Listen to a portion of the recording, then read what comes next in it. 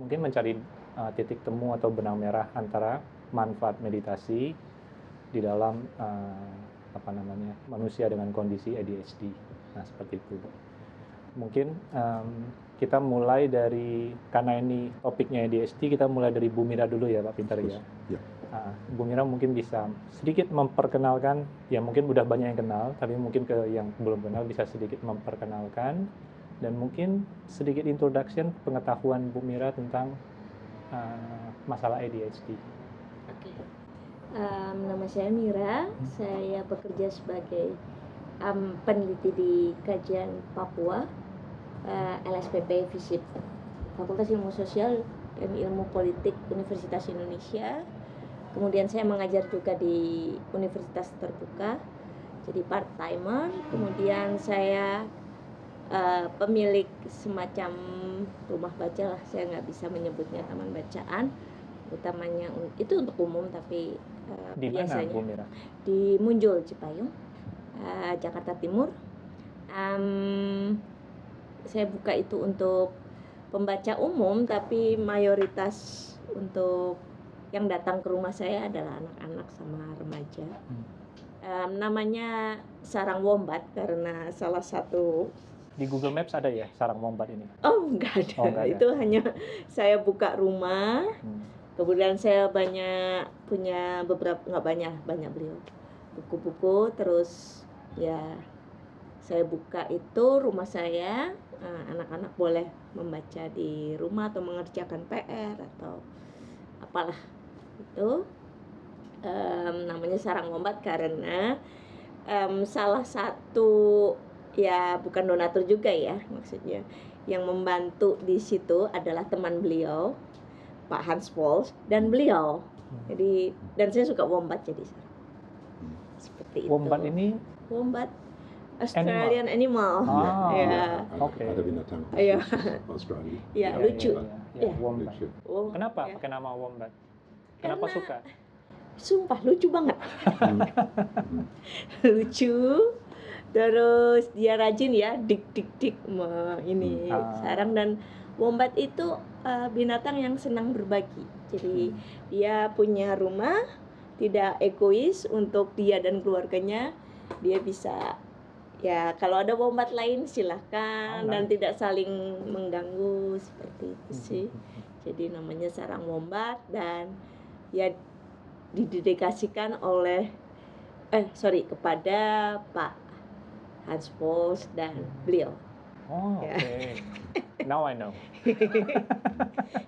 Beliau dan Pak Hans Pols itu sahabat, jadi ya. Tapi kalau misalnya hewan-hewan di Inggris, di UK atau di Ireland, saya kan mikir-mikir apa European Badgers atau apa ya, mungkin ya puffin, burung puffin, tapi anak-anak kan nggak terlalu ini. Wombat kan lucu, jadi ya udahlah wombat lah. Ya, cuddly. Nah, kenapa Bu Mira tertarik dengan mental issues, khususnya ADHD? Ada alasan tertentu? Iya, karena saya hidup dengan HD dan yang kategori ADD. Masuk video nggak apa-apa? Nggak apa-apa. Oh, oke. Kalau bagus. Dan pada awal kehidupan saya, sebetulnya saya baru berdamai ya sebelum COVID lah, 2019 ya. Baru berdamai dengan ADHD yang ADD itu. Sebetulnya juga slightly juga yang sangat impulsif juga, yang tidak bisa diam. Pak Peter tahu. Sebetulnya tadi kalau Mas Johnson lihat saya nggak bisa diem, ya itu. Oke. Ya itu. Terus orang dengan ADHD dan terutama yang ADD kan sangat crowded di otaknya. Tapi juga bukan tipe yang kalau di pendekatan psikologis atau psikiatris kan kadang terlalu ada kategori yang kategori jelas. Sementara kalau di ADHD itu katanya tidak bisa terorganisir atau rapi. Saya tidak tahu apakah karena dibiasakan oleh orang tua saya atau apa. Saya tidak terlalu suka yang berantakan. Jadi, tapi bahwa saya tidak bisa fokus, kadang ya sering juga kayak sekarang saya bicara tapi otak saya yang lain tentang lasem. Pemberontakan lasem, Chinese lasem itu gimana? Karena lagi nulis proposal jadi kacau. Kemudian saya pernah mengalami, tidak pernah ya, sering mengalami dari kecil. Saya kan lahir 6 bulan 1 ya prematur, jadi banyak resiko baik kesehatan maupun kesehatan mental dan otak tentunya. Pak Peter lebih tahu, beliau punya anak. Tapi itu bukan hal yang populer di Indonesia untuk dimaklumi. Orang Indonesia kan seperti ya kamu harus struggle, hidup itu keras dan lain-lain. Jadi banyak hal yang istilahnya ya kalau anak sekarang melo-melo toksik atau terluka atau apa. Tapi ya bersyukurnya banyak orang baik dan yang mendukung saya di sekitar saya, termasuk beliau. Jadi sejauh ini masih ya ada luka tapi bisa berdamai. 2009 ada luka tapi sudah bisa berdamai, seperti itu ya. Nah, kalau dari Pak Peter sendiri, kan saya tahu juga cukup mengenal nih permasalahan ADHD ini. Bapak bisa share sedikit nggak mengenai apa yang Pak Peter tahu tentang ADHD? Ya, mungkin sebagai bingkai di dalam setiap masyarakat, di mana-mana di dunia, tidak hanya di Indonesia, ya kira-kira 10-15% dari penduduk mengalami gangguan mental atau mengalami tantangan fisik ya. Jadi ini bukan sesuatu yang sangat khas sekali dan sangat istimewa ya. Ini sesuatu yang harus diakui dan ya bisa ditolong ya. Di dalam keluarga saya sendiri, saya menikah dengan istri pertama saya dari Jawa Timur, dari Kediri. Kita punya 2 anak dan saya sendiri ya. Semua anggota keluarga punya masalah gangguan atau tantangan fisik dan mental ya.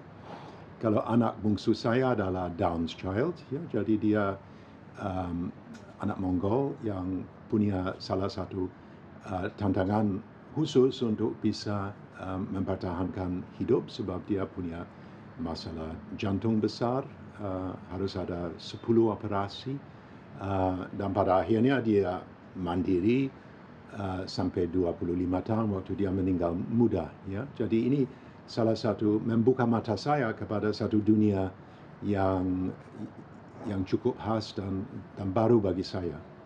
Anak sulung saya, William, disleksik. Saya sendiri mengalami salah satu gangguan gagap ya sejak kecil. Waktu saya lahir dan dibesarkan di Myanmar, umur 7 tahun saya pindah ke Inggris, ke negara ibu negara. Tapi banyak tantangan sebab banyak kekerasan di dalam sekolah, banyak bullying mental, bullying kelas sosial, dan pada akhirnya saya menjadi gagap ya. Jadi harus muncul di muka umum, ini satu siksaan bagi saya. Dan pada akhirnya waktu saya mendirikan, terakhir kali saya ingat dengan jelas pada 1993 waktu saya sudah 40 tahun lebih ya, 45 tahun, saya harus muncul di muka DPR di Wellington di Selandia Baru untuk mengucapkan terima kasih kepada anggota DPR sebab mereka menghibahkan dan menyumbangkan sesuatu yang berarti bagi kita di Kamboja ya, untuk orang cacat fisik kena ranjau. Dan pada ini saya seperti secara mental merasa bahwa ini satu kumpulan anggun sekali. Saya harus betul-betul cemerlang dalam bahasa, dan ini menjadi satu saya merasa tertekan, dan oleh merasa tertekan ucapan saya tidak mengalir dengan lincah dan halus, ya. Jadi saya sadar bahwa unsur ini adalah unsur mental, ya, unsur mental dari gagap.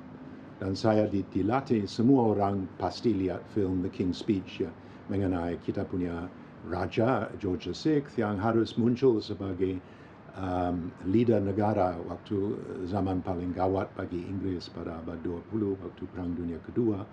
Dan dia harus ada semacam terapi dan latihan dari Lionel Logue, seorang Australia, yang melatih dia di dalam pidato dan bagaimana untuk bisa merasa tenang di tengah-tengah keberisikan atau di tengah-tengah salah satu situasi yang cukup panik, ya, atau cukup mengancam, ya. Jadi bagi saya ini tantangan saya, dan ini dari satu sudut malapetaka, dari sudut lain itu satu berkah, sebab dengan sadar atas tantangan fisik dan mental, waktu saya diminta untuk turun tangan dengan dua rekan saya, Stan Windus dan John Pedler, untuk menolong Kamboja, dan Perdana Menteri Hun Sen bilang bahwa seumpamanya Anda mau menolong kita, kamu harus lakukan dua hal, dan satu hal adalah untuk untuk cacat fisik dari perang, cacat fisik polio 56,000 orang, dan cacat fisik dari yang kena ranjau kira-kira 36,000 orang. Dan kalau Anda mendirikan satu yayasan laba, mohon ini ditujukan kepada yang cacat fisik dan cacat korban perang di negara saya. Dan itu adalah 1989, dan kita mendirikan Cambodia Trust khusus untuk respons kepada permohonan dari Hun Sen, yang sendiri adalah korban perang sebab dia kehilangan mata yang kiri dengan salah satu bagian metal dari B-40 rocket waktu dia sedang menyerang Phnom Penh pada 17 April 1975, ya. Jadi ini bagi saya mengubah hidup saya, ya. Tidak mungkin saya bisa dengan betul-betul penuh hati turun dan merespons kepada Perdana Menteri kalau saya tidak mengalami di dalam tubuh keluarga saya tantangan fisik dan mental. Dan istri saya sesudah lahir Wayland juga postnatal stress disorder trauma, dan dia pada akhirnya susah ada menjembatani antara dunia dalam dan dunia luar, ya. Jadi empat orang di dalam keluarga inti saya adalah cacat fisik dan mental, ya. Dan ini mencerminkan, ya, rakyat kebanyakan, sebab 15% dari, kalau Norway yang paling canggih, ekonomi paling bagus, atau seperti Myanmar yang paling terpuruk, semua negara yang dan masyarakat yang hidup di dunia, di bumi manusia ini, ya rata-rata 15% punya kebutuhan, ya. Dan itu bukan sesuatu yang enteng, ya. Mungkin setengah bilion atau lebih dari setengah bilion, 3,4 bilion orang punya kebutuhan. Ya. Oke, nah saya tertarik nih dengan dengan begitu besarnya jumlah orang yang mungkin mengalami tantangan seperti ini, ya. Kenapa, atau khususnya di sini mungkin, ya, tadi Bu Mira bilang, kenapa perhatian tentang tantangan ini sendiri itu belum mungkin belum maksimal, dan mungkin belum, ini asumsi, ya, karena saya belum banyak tahu tentang ini, mungkin belum terlalu banyak dibicarakan secara terbuka seperti Bu Mira sekarang ini, kan. Maksudnya melihat, mungkin secara klinis sudah, tapi secara tantangan sebagai society atau sebagai manusia di dalam, sebagai makhluk sosial, itu mungkin belum terlalu dibicarakan secara luas. Nah, saya sedikit penasaran tantangannya yang Bu Mira hadapi sendiri in terms of bagaimana orang di sekitar Bu Mira memahami ini dan bagaimana mungkin kekecewaan atau hal-hal yang Bu Mira perhatikan, apapun yang Bu Mira lihat bisa di-share di sini mungkin? Mungkin karena isu tentang mental health kan baru populer akhir-akhir ini ya Pak Peter ya. Maksudnya isu tentang mental health Terutama di sini ya. Di Indonesia ya. Iya. Pertama Apa ini juga terima kasih kepada Gen Z yang lebih vokal mengenai kayak gua nggak baik-baik aja nih. Mereka lebih vokal kan? Kan generasi saya tuh lebih kayak I have to fix it myself gitu, lebih tertutup, lebih ini. Kalau Gen Z kan lebih outspoken. Kayak milenial sih udah mulai ya, karena kan yang psikolog yang saya perhatikan ya psikolog dan psikiater yang vokal di IG katakanlah itu kan kayak ini masih milenial ya. Gen Z belum, asumsinya saya Gen Z itu belum psikolog yang praktek. Ya. Kalau untuk usia ya, karena kan di Indonesia ada ini, tapi saya lihat kayaknya sih mulai ya. Saya belum tahu pastinya karena belum ada data resmi, tapi kalau based on sosial media yang saya perhatikan itu dari milenial Sudah mulai. Yang kedua mungkin mereka aware dengan mulai maraknya kasus-kasus bunuh diri yang diekspos di sosial. Mungkin juga peran dari sosial media ya. Jadi jurnalis citizen ya, maksudnya ada pemberitaan alternatif yang memberitakan tentang kasus-kasus yang berkaitan dengan mental health, misalnya baby blues, semacam depresi setelah melahirkan, segala macam mulai diekspos ke khalayak umum, hal-hal seperti itu. Nah, sebelumnya kan itu belumlah isu populer, apalagi literasinya juga memprihatinkan, apalagi tentang kesadaran mental health. Kemudian ada budaya tradisional dan patriarki yang ya misalnya kayak postnatal depression segala macam kan. Oh, ini lebih challenging lagi bagi perempuan ya? Sangat jauh lebih challenging ya, karena tadi mengangkat patriarki kan, berarti kayak ada hubungannya ke sana. Dan nggak hanya patriarki ya, sebetulnya untuk mental health aja, orang dengan problem mental health yang kemudian merasa sampai depresi segala macam, di generasi sebelum saya, bahkan generasi saya kan dikatakan sebagai cengeng atau melo-melo atau apalah bahasa anak sekarang. Sama generasi saya juga begitu. Kamu kurang fight atau betul. Gitu, kurang fight apa. Ya, tapi itu kan kemudian menjadi masalah, kemudian bahkan mungkin jadi masalah komunal, sehingga mungkin saya tidak tahu tahun 98 mungkin itu bisa jadi itu akumulasi mental disorder yang jadi amok. Aku nggak pernah lihat dari sana. Amok itu mungkin bisa jadi. Ada juga mungkin di spot-spot tertentu adalah aksi spontan dari karena ada kesempatan untuk menumpahkan itu seperti itu ya. Mungkin juga akumulasi ya Pak ya. Kalau tertekan, kalau lama tertekan, dan pola dasar dari Orde Baru dari Soeharto adalah bahwa diskusi yang bermakna mengenai isu-isu masyarakat dan politik atau isu yang muncul. Kalau satu negara sehat, ini bisa you can address these issues on a day-to-day basis. Ini bisa dari detik sampai detik itu bisa diutarakan ya. Seperti di negara saya di Eropa sekarang adalah Irlandia. Dulu patriarki benar, sebab itu ditekan oleh gereja Katolik ya. Dan pada akhirnya dengan sangat lihai dan jeripaya, seorang Mary Robinson bisa menjadi presiden 1990. Dan itu seperti membuka salah satu bendungan ya. Dan sesudah itu kita punya 3 presiden perempuan dan hanya 1 presiden lelaki. Dan baru-baru ini Catherine Connolly dipilih. Dia adalah orang independen dari latar belakang di Galway yang sangat bersahaja sekali. orang perempuan berkasa yang betul-betul menguasai hukum dan lain-lain, dan dia dipilih sebab dia betul-betul kapasitas untuk speak truth to power, untuk mengucapkan kebenaran kepada kekuasaan.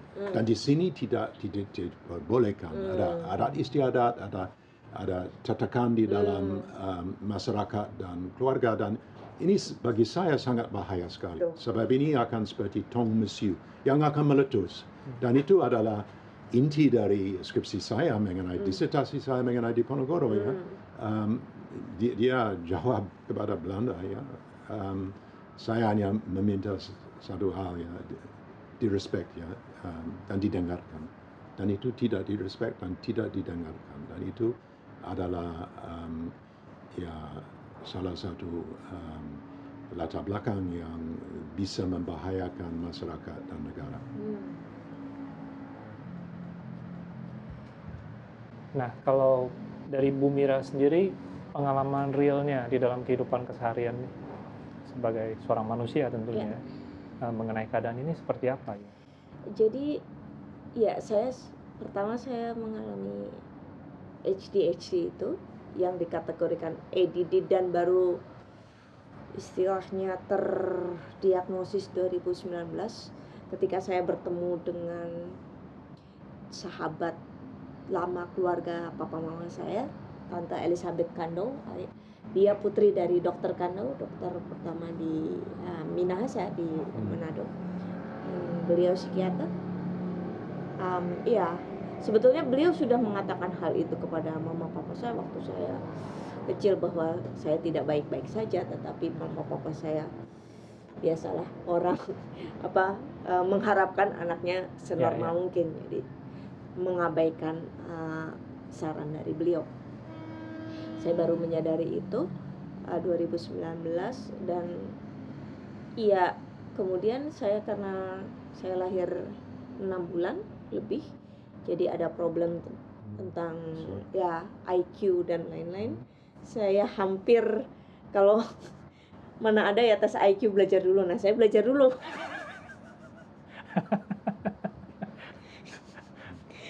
Udah pakai belajar, itu pas-pasan bener-bener 0,2 poin lagi saya nggak yang normal. Jadi kayak dokter anak saya, dokter anak ya, yang dokter langganan ya, dokter langganan keluarga itu, dokter Felix sampai kamu kerja aja rekor kan. Kok bisa-bisanya, dan kemudian kayak saya seharusnya masuk sekolah vokasi ya papa, tapi kayak papa itu mengabaikan faktor itu. Saya harus seperti anak normal, jadi saya kayak belajar matematika itu dengan berurai air mata karena saya nggak bisa tapi dipaksa untuk bisa, jadi mati-matian benar. Jadi dan itu juga kalau sekarang itu mungkin papa saya udah di KPAI ya, disambet ini pakai penggaris bedak. Karena itu selalu direlate dengan ini kamu nggak rajin, kamu nggak belajar gitu ya. Kan nggak rajin, kok nggak bisa gitu loh. Harus lebih keras lagi, harus lebih usaha seperti itu. Dan hal yang seperti ini kemudian jadi juga dibully bahkan di keluarga besar. Ini kayaknya cukup, ini mungkin tidak dibicarakan secara umum, tapi kayaknya sepertinya cukup umum ya di sini ya. Iya. Jadi kayak apa ya, budaya di sini kayak membuli itu kayak ya udah, kayak terakhir nih 2 hari lalu saya keliru untuk menyampaikan hitungan lah di keluarga besar. Jadi saya bilang 2000 euro tambah 2000 euro 4000 euro, tapi saya keliru karena saya lagi banyak pikiran itu. Oh iya 3000 euro, ya ampun segitu aja nggak bisa gitu. Terus pada ketawa gitu. Itu jadi kayak ya sebetulnya itu luka, tapi kayak ya jadi biasa seperti itu kan. Jadi dan hal itu bukan yang sekali 2 kali gitu. Iya. Oke. Nah, kalau ini kan pengalaman first person ya. Nah, kalau Pak Peter sendiri tadi kan melihat keluarganya. Ya Pak Peter memang melihat glimpses kan, tapi mungkin tidak benar-benar seperti mungkin anaknya dan istrinya. Nah, sebagai orang yang berada di lingkungan di mana orang lain atau keluarga mengalami challenge seperti ini, kesulitan apa yang pada saat itu Pak Peter hadapin? Atau mungkin bisa share sedikit bagaimana Pak Peter waktu itu coping with the condition? Ya, sebenarnya harus ada kesabaran besar ya. Waktu saya, ya istri saya begitu sakit mental ya, dan sebenarnya tidak dalam keadaan untuk betul-betul mengelola dan mengawasi anak. Saya sudah mengenal Bu Lina ya, dan Bu Lina datang untuk menolong keluarga. Dan salah satu tindakan yang sangat berarti bagi anak bungsu saya yang Down's Child, dan saya sendiri dan keluarga besar, adalah bahwa dia melatih Wayland, anak yang meninggal muda itu, untuk berdikari. Berdikari adalah bahwa dia adalah anggota dari youth club ya. Youth club tidak terlalu jauh, mungkin dari sini sampai Plaza Senayan dari rumah ya. Tapi dia harus menyeberang jalan dan harus jalan kira-kira 200 meter dari rumah ya, untuk bisa membuka pintu, topi dan jas digantung, lantas masuk. Dan kalau kembali sudah malam, dia juga harus 200 meter jalan, ambil topi dan jas, dan dia harus nyebrang jalan, tidak lalu sibuk, tapi ada juga dan di tikungan ya. Jadi Ibu Lina pada awalnya pergi sampai ke pintu dari youth club ya, lantas di ya pintu kecil yang buka kepada pelataran ya, perkebunan yang lingkari youth club. Lantas dia tunggu di nyebrang jalan ya. Lantas di seberang jalan dia tunggu sampai Wayland bisa nyebrang dengan sendiri ya. Jadi ini makan waktu kira-kira 2 bulan sebelum Wayland betul-betul berdikari. Dengan dia punya kunci, dia bisa masuk sendiri, dia mulai berdikari. Jadi ya harus sangat sabar sekali, tidak simsalabim ini akan terjadi ya.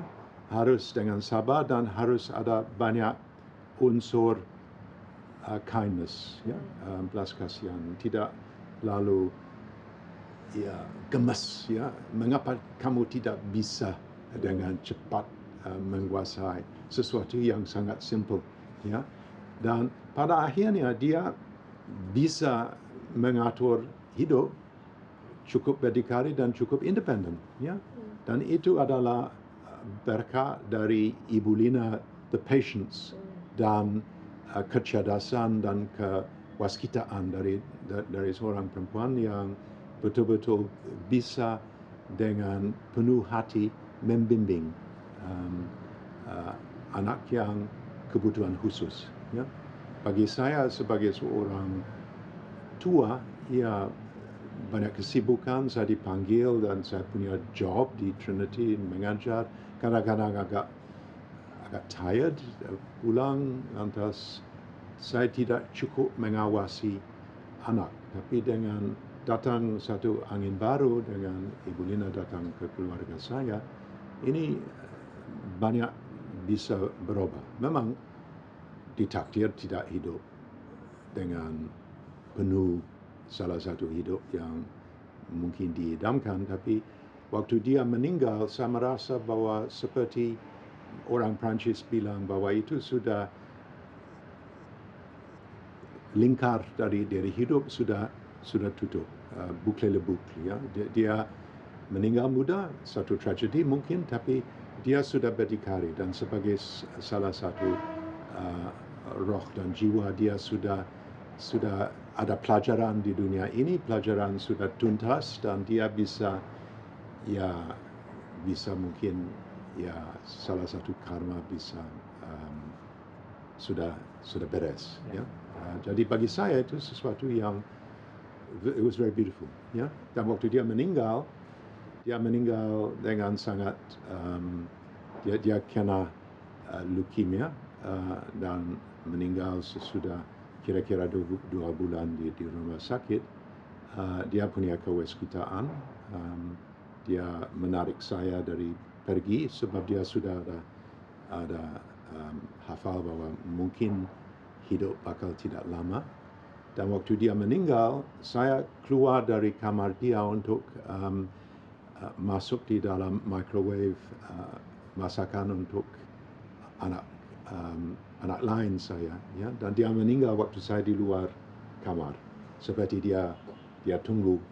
Dan waktu dia meninggal, wajah yang sebenarnya cukup khas orang Down's Child berubah menjadi seperti Buddha yang sedang tidur.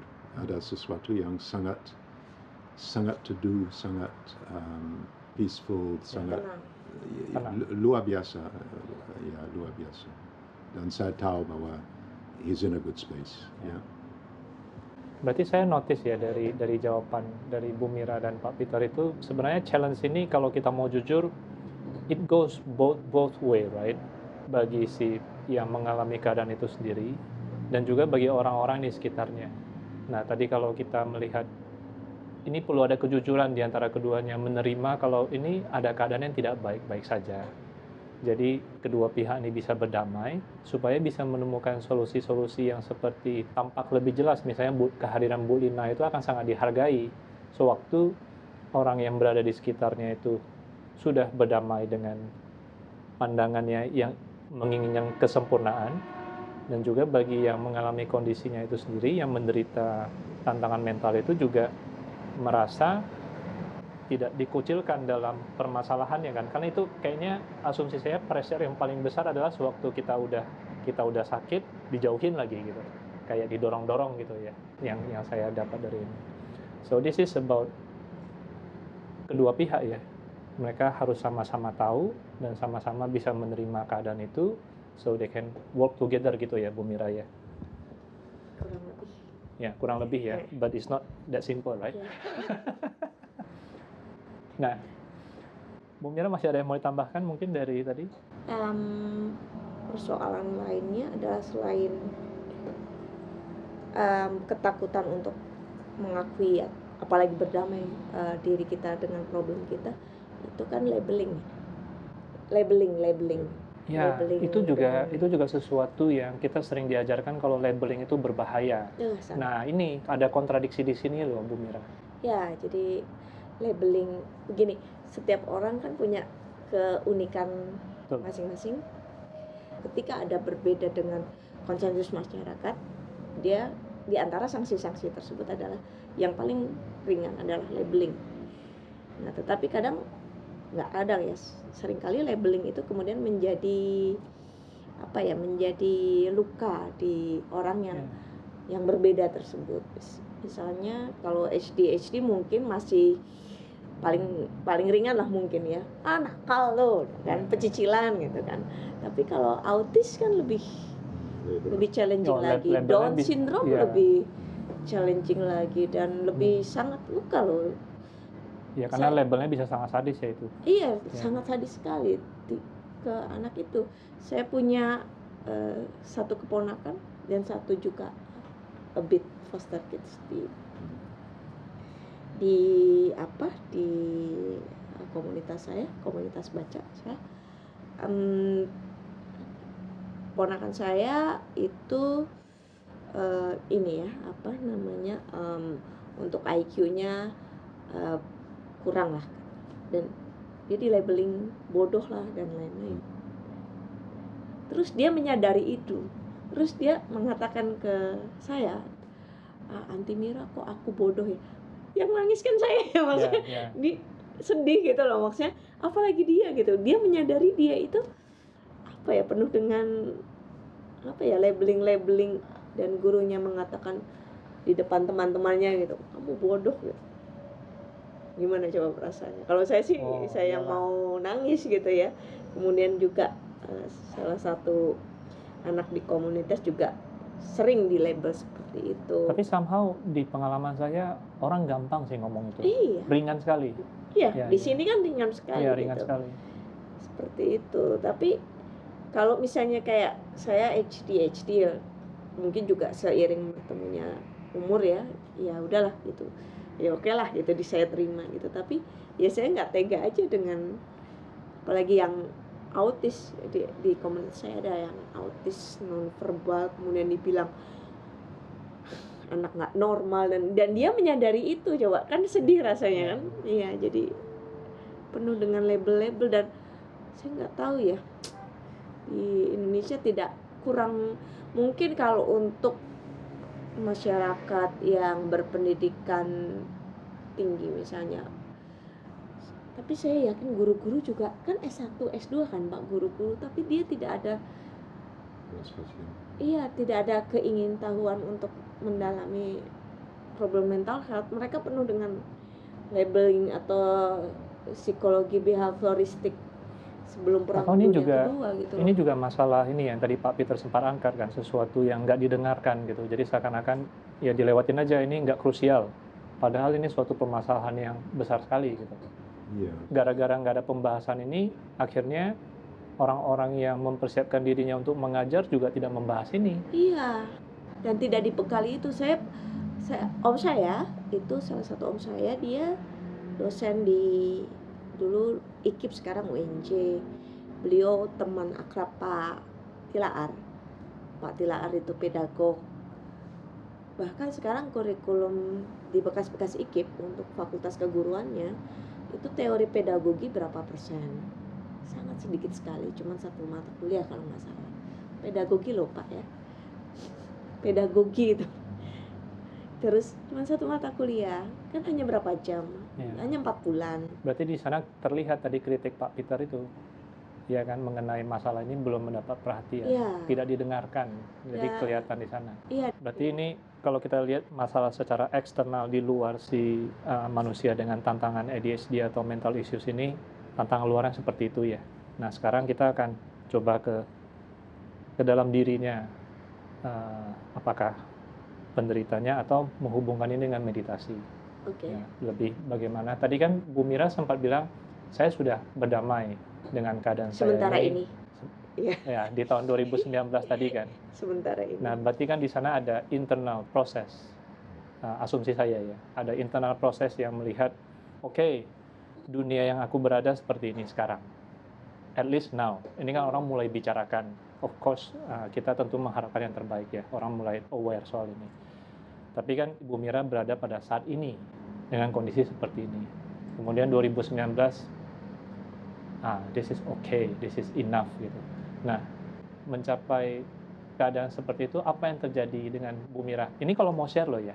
Kalau misalnya very personal, it's tenang okay, aja, we skip. Itu bagi saya itu penting ya Pak. Untuk ini, karena saya yakin di luar sana masih banyak yang bingung. Iya, dan sangat struggle sekali loh Pak. Maksudnya ya diejek, ya dibully gitu di depan umum, di keluarga besar seperti itu. Bukan di papa mama ya, bahkan papa saya aja belum bisa menerima sampai dia meninggal bahwa anaknya sebetulnya sekolah vokasi bukan sekolah umum seperti itu. Ada ketakutan itu juga ya. Iya. Jadi bagi saya harus dibuka. Kalau untuk dari tahun 2019 sampai sekarang, sebetulnya saya berdamai juga kalau tidak ada orang-orang yang paham dengan saya juga belum bisa berdamai. Dan saya berterima kasih pada Allah ya, pada Tuhan, saya Muslim, dan orang-orang di sekitar saya yang mendukung saya dan membesarkan hati saya. Kemudian saya mulai percaya diri, kemudian saya bisa menentukan tujuan hidup dan lain-lain. Dan sayangnya jadi saya rasis. Orang-orang yang mendorong dan mengerti saya dan berusaha mengerti saya itu orang-orang dari luar Indonesia. Teman beliau Pak Hans Pols, dan beliau juga Pak Hans Pols masih pernah I have to try to understand. Pak Hans Pols bilang ke Bapak waktu pulang dari Semarang, ingat nggak Pak? Yang suruh Adi Menggolo bla bla bla. Dia pun yang saya bantu risetnya, namanya Profesor Hans Pols, itu juga berproses. Untungnya istrinya Tante Stephanie. Ini sosiolog juga ya?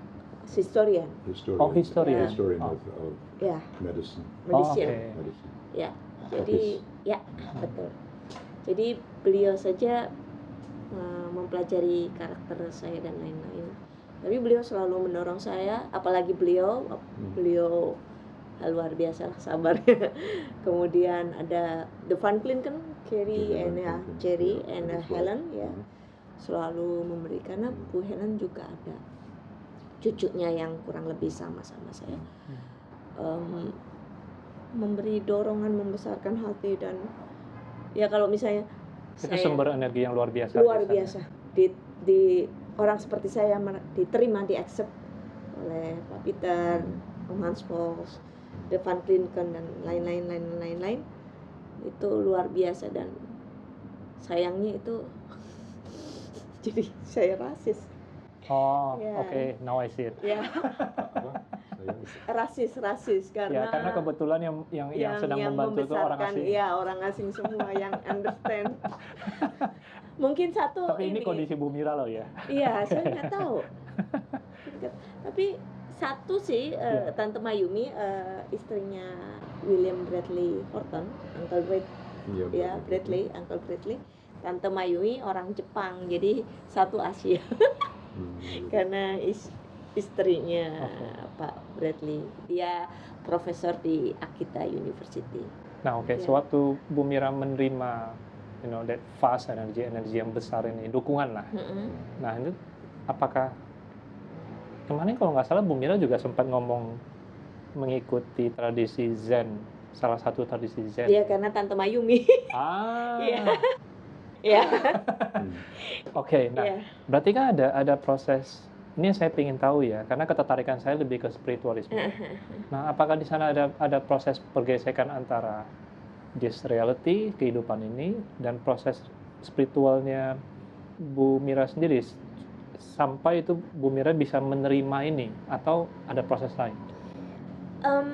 Saya bersentuhan dengan Zen Buddhism gara-gara Shojin Ryori, jadi tradisi makanan di Jepang yang rasanya rasa alami, sealami mungkin. Kemudian ya saya tanpa penambah penyedap rasa. tanpa lemak, kan lebih vegetarian ya Pak ya. Okay. Ya, tradisi Zen Buddhism. Kemudian ya rasanya sealami mungkin. Kemudian ya saya tuh awalnya nonton di YouTube di NHK Jepang, stasiun tentang apa itu Zen Buddhism dan tradisi makanannya. Kemudian saya ya itu ada paparan-paparan tentang filosofi Zen Buddhism, yang bagi saya itu ya menarik untuk dicermati ya, didalami. Tapi saya kondisikan karena saya Muslim ya, kemudian ya untuk meditasi dan lain-lain ya, kalau di Muslim kan ada setelah sholat itu ada zikir yang kita berkontemplasi, berdialog dengan Tuhan, seperti di Ponegoro itu ya. Kemudian ada ya, kalau di Ponegoro mungkin juga ada sisi kejawen ya mungkin ya, untuk berkontemplasi dengan Sang Maha Pencipta, sama Allah gitu ya. Ada proses itu. Saya jadi ada kecurigaan kalau orang-orang dengan mental challenge ini bisa jadi lebih, ini bahasa saya ya, selangkah lebih dekat dengan mengenal diri sendiri. Ya karena nggak ada pilihan lagi ya Pak ya. Iya, untuk itu maksudnya. mendamaikan kita berdialog dengan siapa lagi selain dengan diri kita. Dan ya. So memang ada sisi spiritual dan agama lah di sana yang membantu proses tadi. Tapi walaupun seperti itu, ketika saya mendapat pertolongan dari, walaupun kita jarang bertemu muka, tapi beliau semua siap dengan emailnya, dengan WA-nya, kehadirannya kehadiran di hati itu luar biasa. Selain hubungan saya dengan Tuhan dan dengan saya sendiri, tanpa beliau jadi bentuk-bentuk dari kasih itu sedikit lebih nyata di dalam kehidupan. Iya. Bisa di grasp lah. Iya, dan itu powernya luar biasa. sedikit power, memberi power ke semangat. Ini yang selain bagi yang mengalami, orang di sekitarnya perlu tahu ini. Iya. Karena itu biar menerima aja sedikit itu udah sangat berarti luar ya. biasa, luar Ya, biasa. Nah, Pak Peter, kita masuk lebih dalam lagi nih mengenai praktek dari segi meditasi ini. Nah, kalau misalnya Pak Peter melihat, ini kan sebenarnya yang didescribe sama Bu Mira ini kan sepengetahuan saya cukup dekat dengan apa yang dilihat oleh seorang praktisi meditasi ya di dalam latihannya. Nah, kalau bagi Pak Peter sendiri menyarankan nggak sih bagi orang-orang yang memiliki tantangan seperti ini untuk sedikit lebih mungkin melihat ke arah potensi meditasi untuk membantu alleviate atau meringankan atau setidaknya melihat mungkin malah bisa melihat ini sebagai hal yang positif bagi dirinya. Iya, kita harus cukup jeli dan sadar bahwa tidak semua orang siap untuk meditasi yang seperti Sotapanna atau orang yang meditasi hanya berfokus kepada nafas. Saya punya teman yang paling baik saya, Stan de Freitas, dia punya masalah bipolar disorder ya. Oh, ini yang mengenalkan Bapak dengan Amarawati. Iya, yang kenalkan saya dengan Amarawati sebab dia banyak ditolong oleh biku di Amarawati. Tapi mungkin bagi dia salah satu meditasi yang bukan hanya duduk saja dan ya seperti sadar mengenai intake dan out breath ya, mungkin lebih baik dia walking meditation atau sesuatu yang fisik ya. Jadi ada macam-macam, tidak ada satu pola saja ya. Tapi apa yang kita incar adalah bahwa ya di dalam hidup ada semacam the eye of the storm, ada sesuatu yang betul-betul sunyi senyap di tengah keberisikan dari hidup, dan sunyi senyap itu bisa dibangkitkan dalam satu praktek meditasi. Dan saya yakin seorang Diponegoro punya itu sebab dia dipanggil untuk beberapa tugas yang lebih abad ya sangat berat sekali. Tapi dia bisa mengatasi sebab di dalam diri sendiri dia ada semacam areal sakral yang betul-betul sunyi senyap, dan di tengah-tengah perang dia mendirikan tempat meditasi. Ada petugas yang harus membuat salah satu dinding setinggi manusia untuk melindungi dia. Jadi ada so you've got a still space to enter into on a daily minute by minute basis ya. Jadi kita tidak selalu ditarik keluar ya. Dan memang bagi generasi seorang Diponegoro mungkin lebih mudah sebab 75% dari Pulau Jawa adalah alas primer pada waktu itu ya. Jadi bersahabat dengan alam dan binatang terbiasa sehari-hari. Sekarang kita hidup ya dengan banyak keberisikan ya, banyak keberisikan elektronik, banyak keberisikan dari dunia maya yang menarik kita untuk beli atau ambil attention deficit disorder adalah semacam default setting dari zaman HP ya. Orang yang betul-betul ya saya mau membuka HP untuk mengecek sesuatu, tapi seperti dibombardir dengan banyak sekali hal-hal yang lain yang mungkin menarik, mungkin tidak terlalu menarik, tapi kita harus betul-betul kuat mental untuk menghindar dari sesuatu yang tidak perlu. Dan bagi meditasi, seumpamanya sudah siap dan tidak ada tantangan fisik atau bipolar mental disorder atau sesuatu, mungkin kalau kita betul-betul bisa meletakkan semua yang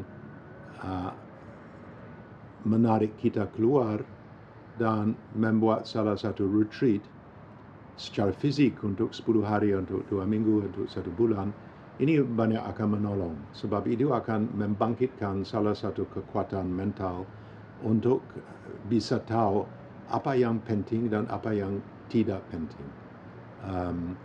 Ya, seperti ICRC, International Committee of the Red Cross, seumpamanya masuk ke medan perang, langsung mereka membuat satu triage. Triage artinya membagikan dalam tiga bagian. Satu bagian adalah orang yang kena luka berat dan akan meninggal. Ya, bagi mereka kita harus memberi salah satu tindakan yang untuk membuat bahwa situasi mereka lebih aman, bisa minum, tapi tidak bercoba untuk menyelamatkan nyawa. Ada beberapa yang lain yang bisa dengan sedikit pertolongan, the walking wounded, ya, bisa keluar dari medan perang dengan berjalan sendiri. Dan ada beberapa yang luka berat, tapi dengan cekat dan seksama kita bisa menyelamatkan jiwa. Ya. Jadi kita harus ada semacam triage di dalam hidup.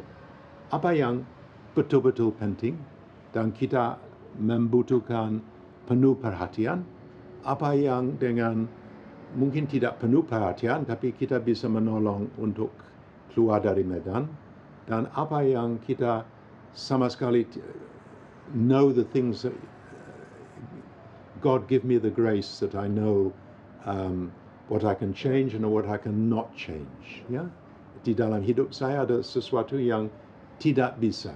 Ya, baru saja saya naik cetak ketiga dari buku saya mengenai korupsi. Ya, seumpamanya saya seperti malaikat dihidupkan di sini untuk membersihkan semua aliran dari korupsi di dalam masyarakat, tidak mungkin. Ya. Tapi mungkin di dalam lingkup saya sendiri, saya bisa bertindak dengan jujur dan seksama. Tidak, seumpamanya tadi pagi, saya keluar dari rumah agak awal supaya tidak mengecewakan siapa yang menunggu saya. Ya? Jadi kita harus ada kebijakan. Ya? The things we cannot change. Ya? The things we can menjadi panutan, mungkin kita bisa menjadi panutan. Dan ini sebab seumur hidup saya sebagai pengetahuan cilik menjadi menolong untuk membawa ke ranah umum sosok Diponegoro dalam semua ya pernik-pernik dan kekayaan. Sebab bagi saya ini panutan bagi bangsa, panutan bagi negara, seorang yang tidak insan kamil, tidak perfect, tapi dia punya salah satu integritas, moral compass yang sangat teguh sekali. Ya. Jadi meditasi bagi saya adalah seperti bernafas, atau seperti waktu saya jumpa dengan Krishnamurti, dia bilang itu seperti ya kita ambil mandi pagi, ya, atau pemetaan, ya, dan dalam sfer dari meditasi kita bisa ada semacam proses mental dari sesuatu, seperti tadi kita bicarakan mengenai salah satu mengamuk dari satu masyarakat, ya, mengamuk dari satu masyarakat sebab tertekan terus menerus dan tidak bisa ada sesuatu yang sehat di mana ini bisa dibawa ke ranah umum dan dibicarakan dan ada semacam mufakat untuk ambil keputusan ini. Keterbukaannya. Di dalam diri sendiri sama. Kalau kita punya banyak ruang di dalam sfer mental kita yang terkunci dan tidak bisa dibuka, ini adalah resep untuk satu gangguan mental besar. Ya. Kita harus ada semacam housekeeping. Setiap hari, setiap menit, setiap detik, ya ada housekeeping. Seperti kita bisa mengkunyah atau memetakan atau menyaksikan. Dan dalam meditasi mungkin akan muncul hal-hal yang betul-betul tidak diduga. Ya, dalam satu meditasi, waktu saya di sini sebagai anggota Sumara, saya bisa melihat satu hidup sebelum hidup ini, apa yang terjadi dengan saya. Jadi akan muncul banyak hal, ya.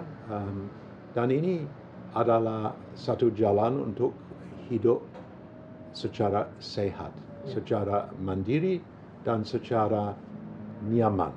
Sebab kita tidak kami tengan, tidak panik, tidak risik. Sumpamanya, ya seperti seorang di Ponorogo kepada De Kock, ya bisa membunuh saya di saat ini, tapi saya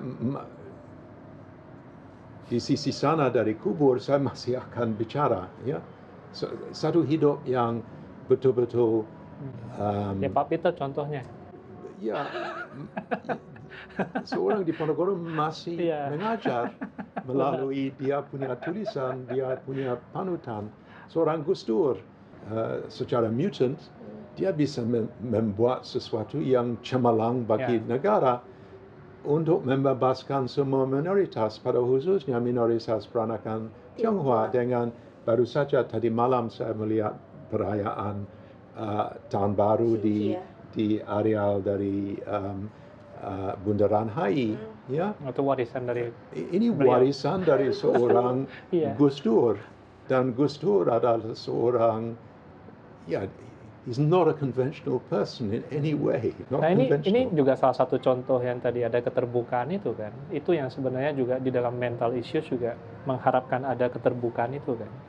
Maksudnya di recognize. Ya. Dan tadi begitu Pak Peter cerita dengan mengenai Pangeran Diponegoro tadi yang bermeditasi di tengah peperangan, di tengah semua permasalahan, itu sebenarnya juga mencerminkan keadaan tantangan mungkin ya, tantangan di orang yang mengalami mental challenge. Karena kan di dalamnya kan chaos kan, maksudnya emosi. Dia tertawa di dalam kapal perang yang membawa dia ke Manado, dan dia bilang ini hidup lucu sekali. Ya. Sekarang saya di sini seorang tahanan negara. Dulu saya punya 60 orang hanya untuk memotong rumput untuk dia. Saya punya istal kuda di Dagarejo. Saya punya 1.000 lunggu, 1.000 kepala keluarga yang bekerja untuk saya. Ya. Dan di dalam satu turn of the dice, saya bisa menjadi seorang makhluk yang dikirim dan seperti buried alive di dalam dua kamar panas dan menyedihkan. Tapi buried alive, dia masih bisa mengalir. Ya, dia menjadi guru tasawuf, dia menulis di dalam 9 bulan babad untuk storyteller yang cemerlang, children storyteller untuk anak yang lahir di pengasingan dan tidak murung. Dan pada akhir hidup dia bisa bilang, ya ini sudah tamat. Saya sudah membuka pintu untuk akhirat. Saya tidak di sini untuk membuat dinasti. Lambang pusaka yang sakral harus dikebumikan dengan saya punya jasad. Ya, tidak ada sisa lagi. Ya, mengebumikan saya di tempat yang tersunyi di Kampung Melayu, dekat pusaran dari anak kedua yang mendahului saya. Jadi ini satu hidup yang luar biasa, tapi pada hakikatnya sangat bersahaja.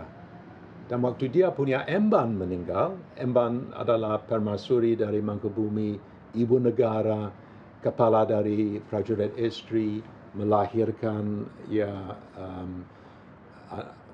Sultan kedua di lereng Sundoro. Dia panggil anak kepada dia punya waktu sekarat di Kadipaten, dan dia bilang, ya anakku, camkanlah ini di dalam hatiku. Ya. Nanti kelak kamu tidak akan menghindar apa yang saya mengalami sekarang. Dan anakku, camkan ini. Waktu kamu di pintu akhirat seperti saya merasa di dalam sumsum tulang saya bahwa saya tidak lebih dari seorang kuli pikulan di jalan, ya, batur, ya. Jadi hiduplah sesuai itu. Ya, jadi ada ya di dalam hidup ini kita semua makhluk yang sebenarnya walaupun kita punya tugas pada akhirnya bersahaja. Ini adalah badan seperti kristalis dari salah satu kupu-kupu akan ditinggalkan. Jangan know what is important ya, in life. Dan kalau kita punya praktek meditasi, kita akan tahu bahwa hidup majemuk sekali. Ya, kita maybe 86,000 lives of the Buddha. Ya, this is ya tidak ya dia pada akhir dari delusi dan akhir dari kreativitas. Tapi we've got a spiritual body, we've got an astral body, we've got all sorts of ya ini bukan ini saja ya, bukan kita hidup di dalam dua kamar yang panas dan mendidihkan, tapi bisa melanglang buana, bisa ada sesuatu yang luar biasa. Dan saya kira kalau kita betul-betul bersahabat dengan cacat fisik dan mental, kita mengobatkan ini dengan salah satu praktek spiritual yang kuat, satu sistem meditasi yang betul-betul reguler, dan kita akan ada satu masyarakat yang jauh lebih sehat dan jauh lebih honest ya. Sebenarnya banyak sakit mental adalah jarak antara yang what we're expected to do and what we are. Ya, saya bukan sempurna. Ya, saya asal dari satu keluarga Irlandia yang sangat tidak istimewa, decanted ke Liverpool. Ya, we are what we are. Ya, dan jangan pretend bahwa kita bangsawan atau kita adalah orang khusus dan istimewa. Dan apalagi jangan salah tafsir dan mengenai agama. Ya, di Kamboja kita punya banyak masalah dengan agama Buddha sebab orang Kamboja hardwired untuk menganggap orang cacat fisik sebagai orang yang half people, ya, sebab mereka tidak bisa menjadi biku atau bikuni. Dan bagi Sang Buddha sendiri itu sesuatu yang sangat praktis, ya. Kita harus jalan pagi untuk dengan kita punya bowl untuk ada sumbangan dari rakyat, dan dia tidak anti orang cacat fisik, but he had a pedoman, he had a system whereby you had to go out and beg for your food. Dan kalau kita ada cacat fisik yang berat, mungkin itu susah, ya. Tetapi jangan menyamakan itu dengan salah satu pantangan. Ya, bukan berarti tantangan fisik atau tantangan mental itu tidak diobati ya Pak. Ya. Tapi ini akan menjadi satu dasar yang sangat baik, seperti halnya Pangeran Diponegoro. Ya, perlu menghadapi perang, terus juga perlu keluar dari perang, tapi di tengah-tengah itu semua beliau juga butuh ketenangan itu kan. Iya. Ketenangan yang bisa menerima semua keadaan itu. Dan Sang Buddha sendiri ada beberapa biku yang kena dysentery, ya. Dan the brother bikus tidak peduli, dan Buddha sendiri yang datang kepada tempat di mana biku sedang sakit keras, ngompol dan muntah, dan dengan tangan sendiri dia bersihkan badan, ya, untuk memberi satu tuladan bagi biku sangga bahwa kita punya salah satu tugas untuk menolong kita punya sesama manusia dan sesama sangga, ya, jangan dibiarkan, ya. Ya. Oke, nah Bu Mira, ide interview ini kan pada awalnya datang dari Bu Mira juga nih, karena ada satu pertanyaan, apa sih manfaat meditasi bagi keadaan mungkin mental challenge dan sebagainya itu. Nah, kalau dari Bu Mira sendiri sudah mulai mempraktekkan meditasi atau meditasi in my way? I mean, I'm a Muslim. Ya, otomatis kalau habis ini nggak wajib, cuman kalau di Islam itu disarankan apabila setelah sholat itu zikir. Zikir itu istilahnya nggak hanya berterima kasih ya, jadi berhubungan ya, berhubungan ya. Nah, Bu Mira bisa share nggak manfaat dari meditasi itu bagi Bu Mira sendiri? Kalau saya, makanya saya tertarik dengan topik meditasi. Yang pertama adalah meditasi seringkali diasosiasikan dengan Buddhist things. Tetapi sebetulnya kalau dari kacamata saya, meditasi itu ada di semua religion. Jadi proses untuk berserah kepada Adi Kodrati istilahnya. Juga untuk berkontemplasi, kemudian merefleksikan apa yang terjadi dengan diri kita dan di sekeliling kita seperti itu. Nah, saya hanya ingin memberikan sedikit alternatif pengetahuan ke mungkin nanti pemirsa bahwa meditasi itu tidak suatu monopoli Buddhis. Kemudian atau Hindu atau whatever. Kan di Islam juga ada sufi kan sebenarnya. Sufi. Ya. Dan nggak usah sufi, hari-hari juga ada proses untuk berkontemplasi dengan. Orang yang cool juga bisa meditasi. Ya. Bisa. Bahkan berenang aja meditasi. Jadi bisa. Ya, jadi saya hanya berusaha memberikan mungkin alternatif pengetahuan ke khalayak bahwa meditasi tidak monopoli Buddhis. Meditasi itu bukan sesuatu yang mahal juga, karena sekarang kan tren Pak yoga dan kursus-kursus yoga yang spending money, kemudian masyarakat yang pas-pasan melihat saya seakan-akan meditasi mahal atau yoga harus ikut kursus yoga whatever, capek deh mahal. Jadi seperti itu ya. Jadi itu keinginan saya. Nah, untuk yang konteks ADHD dan ADD itu membantu nggak sih? Ya membantu, sangat membantu sekali. Terutama yang Pak Peter tadi bilang, apa yang kita harapkan, bahkan apa yang dunia eksternal kita harapkan tidak selamanya itu kita peroleh. Dan juga berpikir realistis gitu. Misalnya ya hal yang kecil seperti itu bisa jadi salah satu faktor mendorong korupsi loh. Maksudnya kan tidak realistis ya, kehidupan yang tidak realistis gitu. Ya, ekspektasi tadi. Berhubungan dengan ekspektasi gitu. Misalnya saya sering kali merasa minder ya. Saya bekerja di ranah akademik, kemudian ekspektasi papa mama saya enggak ya, papa saya cuman ekspektasinya nilai matematikanya ya civilized sedikit lah, padahal saya tidak pernah, sulit sekali ya. Tapi keluarga besar berekspektasi kamu harus jadi sesuatu yang keren, keren, misalnya pejabat lah, whatever lah, pokoknya orang yang terpandang dia di masyarakat, dalam terminologi terpandang dari definisinya terpandang itu ya sesuai dengan definisi masyarakat Indonesia pada umumnya, misalnya PNS atau orang dengan income, kedudukan, status seperti itu. Jadi dipush untuk seperti itu.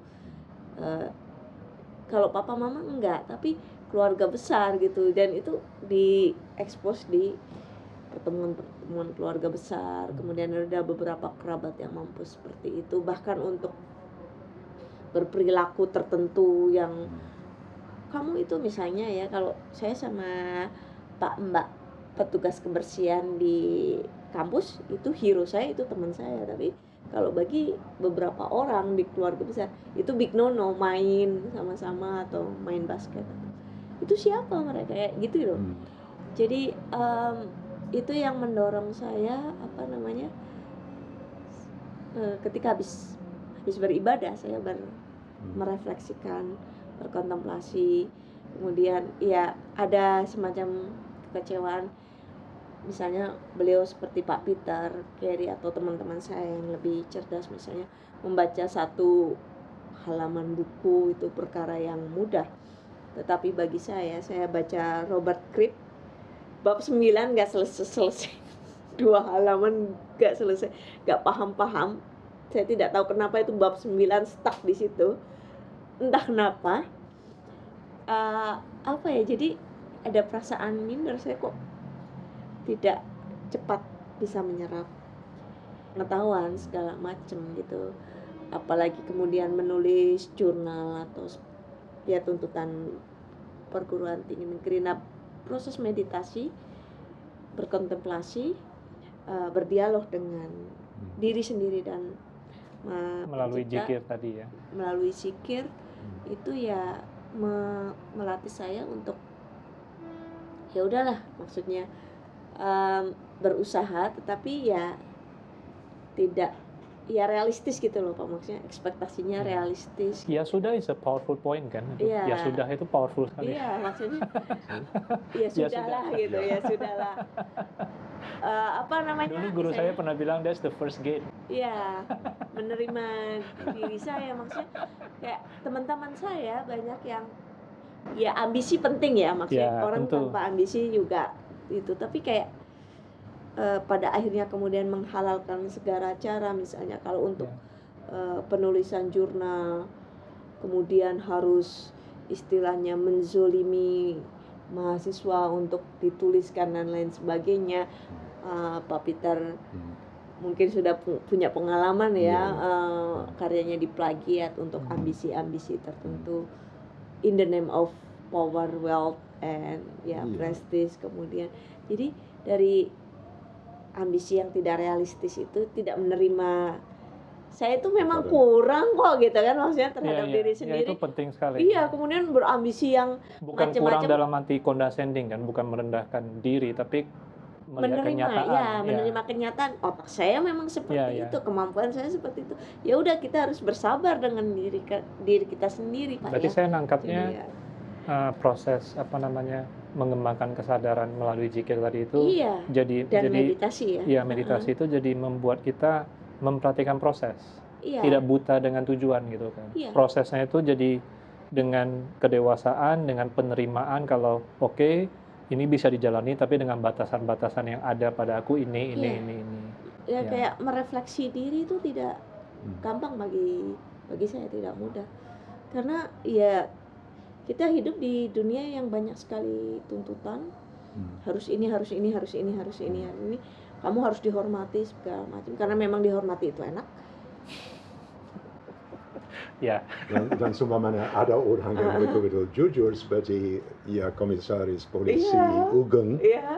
Mereka seperti berlian sesudah meninggal, kita masih melihat dan only his name brings munculkan sesuatu yang begitu positif dan begitu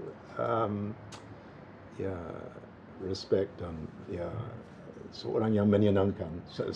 Tidak punya cukup duit untuk pergi main ukulele di Hawaii ya. Dan dia itu kayak berdamai dengan dirinya sendiri gitu, maksudnya. Ya udah bodo amat, gue miskin apa lu mau bilang apa gue bodo amat, gue mau jajan cilok mau apa, udah dia sudah tidak mempedulikan tuntutan orang di sekitarnya. Dan itu hebat ya. Contoh itu juga bagi orang yang mengalami mental challenge itu juga sangat penting kan, contoh seperti itu. Jadi menurut saya beliau-beliau seperti Pak Hugeng, bahkan Pak Peter gitu udah orang yang udah selesai lah gitu, sudah ya udah, orang mau ngomong apa gitu. Sementara saya sendiri seringkali kayak maksudnya misalnya baru aja, gimana dong S3 gini gimana, harus nikah, harus banyak menandap tuntutannya. Sementara ada istilahnya ada kontestasi dalam diri saya yang iya atau tidak, dijalankan atau tidak gitu. Dan itu hanya bisa sembuh kalau kita bisa merefleksi diri. Dan momen meditasi itu momen merefleksi itu. Realistis itu enggak, memberikan ruang itu. Iya. Bisa atau enggak atau apa gitu. This is a very good conclusion. Bagus sekali untuk interview kita hari ini. Terima kasih ya Pak Peter. Terima kasih Bu Mira sudah berbagi. Ya, mari kita lebih jujur lah dengan keadaan ini.